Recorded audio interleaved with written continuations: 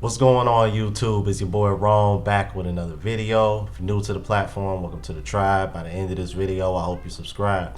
OGs, I appreciate the love and support on the road to 100K by the end of the year. Let's get it. Like the music that you hear, click the links that are in the description. Also, check out the Travel Involved channel, Unplugged Traveler. The link is in the description and pinned in the comments. Alright, so this was sent to me by a subscriber, which is funny because the person's content that I'm about to react to is also a subscriber. Shout out to Jermaine Ellis.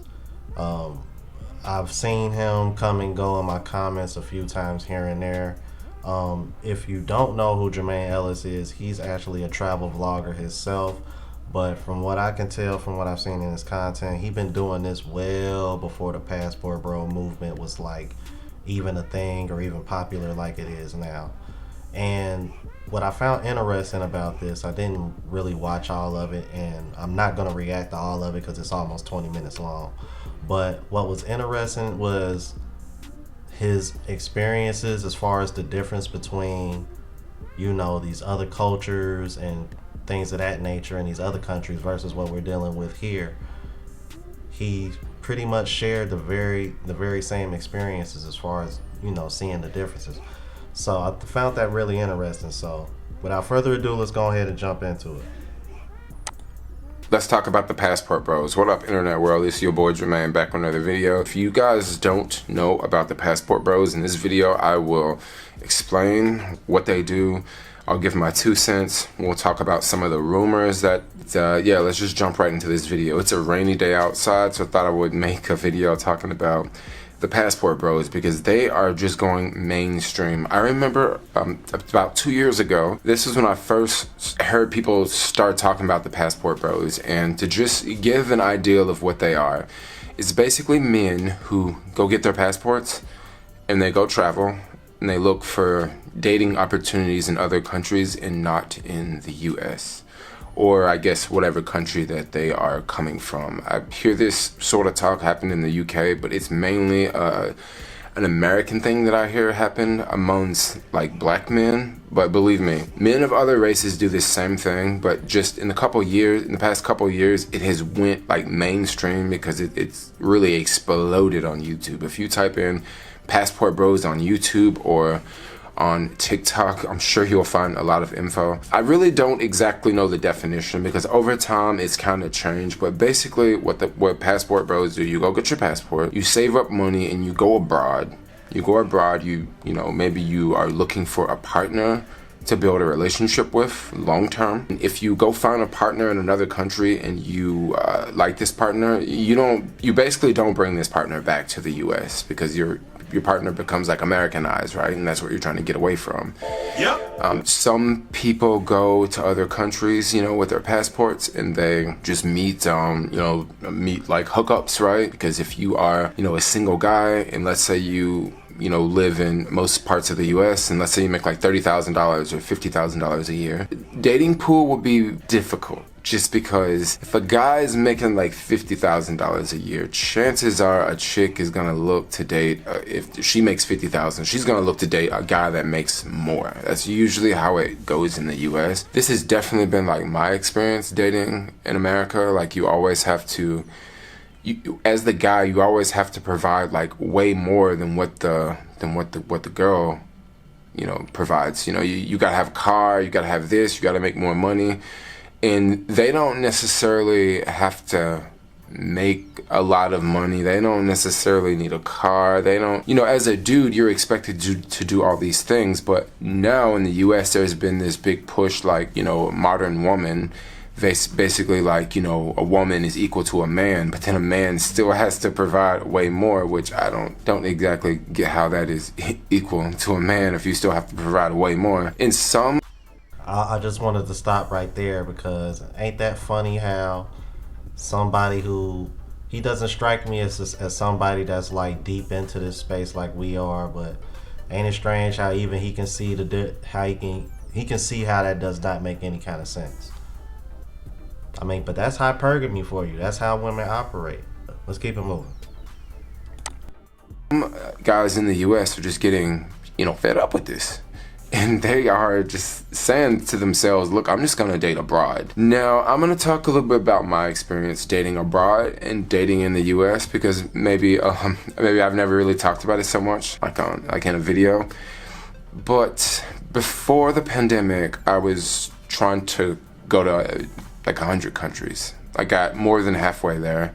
Then the pandemic happened and my life changed. Well, before the pandemic, I had, I've been living in San Francisco a couple years, and I noticed that San Francisco is like extremely difficult place. Not only to just go on dates, but just to even like talk to women. Like a lot of them won't even like, or at least back then, my experience was a lot of them wouldn't even give you like the time of day. And I remember going on, a couple dates, like with the whole Tinder app and stuff like that. And I met this young lady who was really, really cool. She was a black girl. She had somewhat of a decent job. Oh my gosh, she was just really difficult to talk to. It seems like she always had other people, the other guys that she could hang out with. I was just kind of, I liked her. I thought she was cool, but come to find out, only reason that she really wanted to talk to me was because I had spent time in New York and she was getting ready to move to New York. Bruh. So she was just, basically all of our conversations were about New York. And then I kind of felt like, if I have not went to New York, you probably wouldn't be talking to me because you're getting ready to go to New York. I kind of felt like I was being used. We never hooked up or anything because it was just like, I'm not looking to hook up with anyone. I'm just, I just want to be friends, but I also want to spend time with you and I want you to come over and hang out and do this. And yeah, we can go walk and do that. And, it was just kind of like, basically sort of using me as a friend, right? I've definitely had other relationships like in San Francisco, but they were like kind of kind of short relationships, As I'm making this video, I am in a relationship with someone. I love my partner, and I don't I'm not making this video because I'm thinking about becoming a passport bro. But if I wasn't in a relationship, I would probably feel the same way I did when I was doing a lot of international traveling, because I went through this phase of I was just in and out of the country. Like I would come back to the US and stay for like a month, and then I would leave the US for like 2 months to 3 months, and then I would come back to the US and stay for a month. When I would come back to the US and stay for that month, the last thing I was thinking about was talking to anyone in the US. Like for real. Like that month I was just like, look, I don't want to talk to anybody because I know the next time I leave the US, it's going to be so much easier to talk to chicks. It's going to be so much easier. And that was just... You can't make this shit up. You can't make this shit up. I had to stop it here, y'all, man, because don't that sound exactly like what Austin Holloman said when he went viral? Tell me I'm wrong. Austin Holloman said the same damn thing, bruh. That's crazy, bruh. And this is coming from somebody who was doing this well before this got popular and popping in mainstream. So that right there just lets you know, bro, guys have been experiencing this for years. We're just now catching up. And I think one of the reasons why you're starting to see women getting their feelings is because men are catching up and they're looking up and they're like, hold on, wait a second.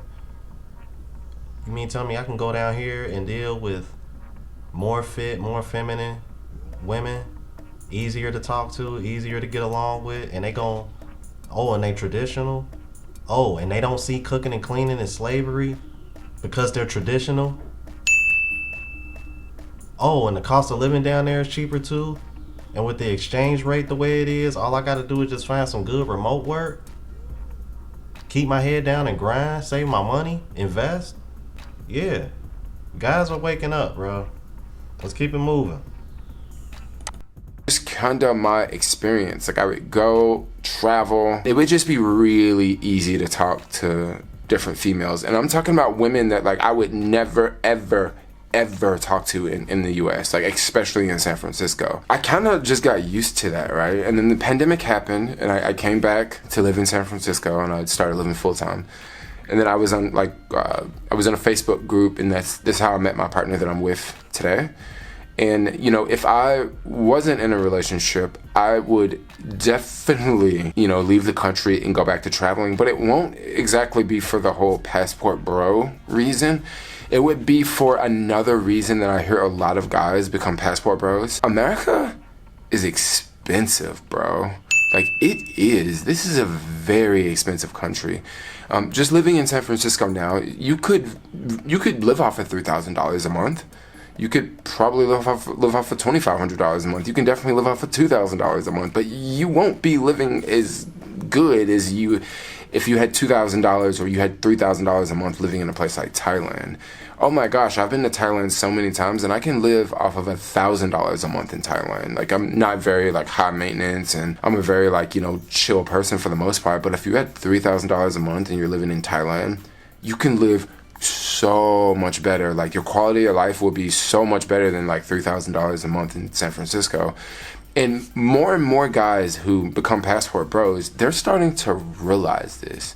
They're starting to realize, wait, America is expensive. Like, just going on a date in San Francisco, man, you're gonna easily pay like anywhere from $50 to $100 just to go on a date.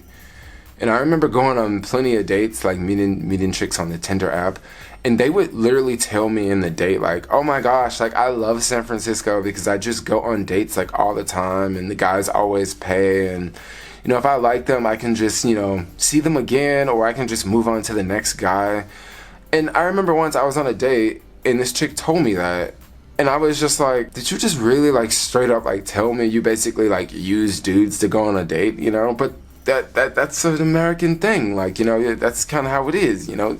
Chicks can get away with that because there's lots of dudes that'll be like, yeah, I'll take you on a date, you know. Of course this sort of thing can happen in another country, but at least you won't be paying like $100 to find out that, you know, it's just someone that's just gonna use you. I remember when I first went to Thailand, I met this chick, and I'd never ever talked to like Asian chicks up until this point, and we were just hanging out, and you know, her English was somewhat decent. So we kind of hung out. We got coffee at this coffee shop, and then I said, hey, I want to go and get some really good Thai food because I was eating at this same like Thai stall, this place where they like cook food on the street, and it's like this big row of a whole bunch of different foods to choose from.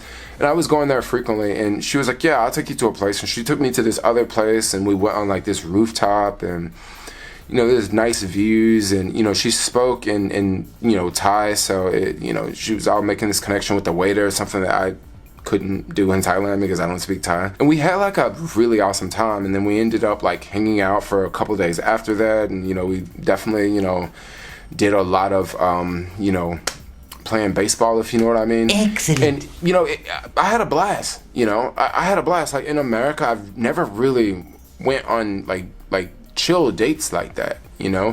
Whenever you go to another country, this is something else that I think the passport bros really appreciate, and this is just something that like American women it's just something that like it's not Americans women's fault, but like it's something that American chicks can't really compete with. I'm gonna go ahead and end it here. Final thoughts. Yeah, as far as your situation with old girl, she was definitely friend zoning you, and that last situation you was talking about, bro, it's even worse now, bro. All you gotta do is look at TikTok. Like, they are like ballsy with it. They don't care anymore. I'm like, and they still expect to get treated like princesses. That's the scary part. But I like the fact that he mentioned the cost of living, because I had mentioned that right before he had got into it. So that lets you know, man, he's well aware of what's going on, man, and he was aware of it prior to this movement even becoming what it is now, man. So shout out to Jermaine Ellis, man. I appreciate the other subscriber that sent me this, and I appreciate you being a subscriber to my channel as well, young sir. All right, let me know what y'all thought about this. If you're new to the platform, please subscribe. OGs, I appreciate the love and support. Make sure y'all hitting that bell notification. That way y'all know when I'm uploading, and hit the like button because it helps with the algorithm. It helps me reach a broader audience. Also, click the link for the traveling vlog.